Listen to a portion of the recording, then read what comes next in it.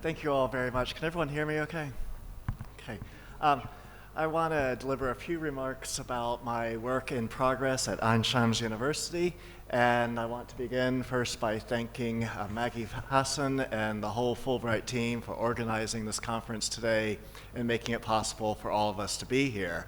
I also want to thank my new and already dear colleagues from the Faculty of Education and the English Department at Einstein University for providing a most cordial welcome, constant support, and stimulating participation in lectures, workshops, and informal conversations we've had already over the past 3 weeks.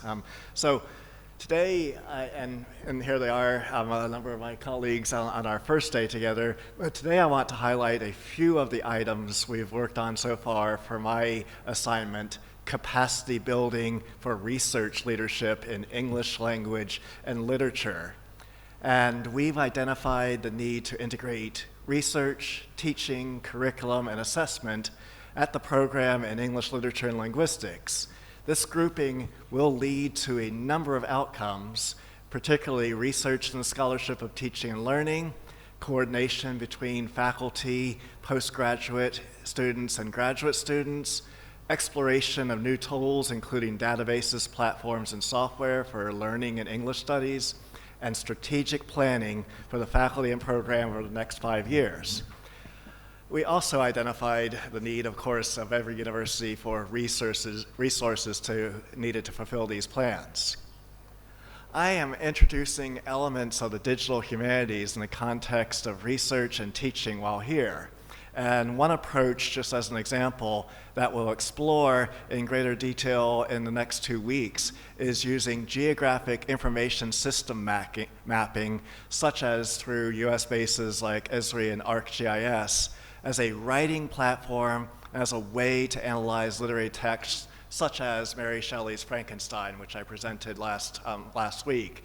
And that's the idea that if we're using live satellite maps, we're able to think about the place of literature in our culture and to write the geography of many stories in literature. So that's one area that we're looking at. We're also looking at alternative ways to represent connections within literary texts.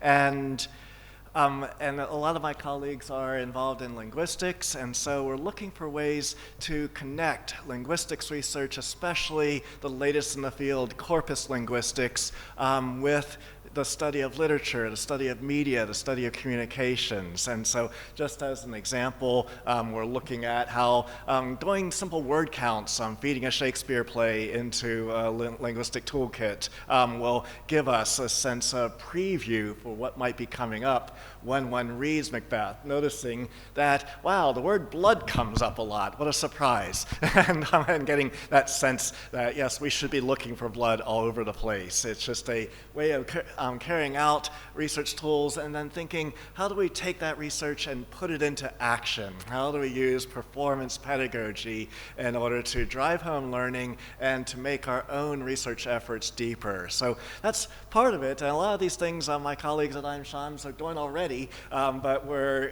getting very creative in how we're talking to each other about new possibilities here.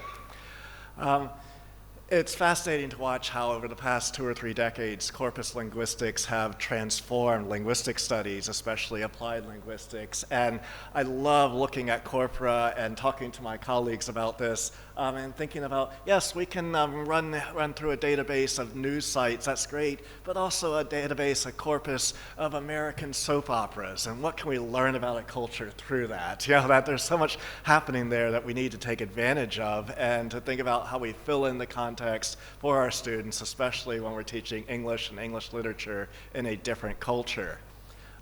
And then the other big part of my investigation here and my work here in a series of workshops is to think about writing and to say, what happens when we want to increase our research potential, but we still want to maintain a writing voice, a personal voice that will drive us into a career as writers. And I think that's a major step.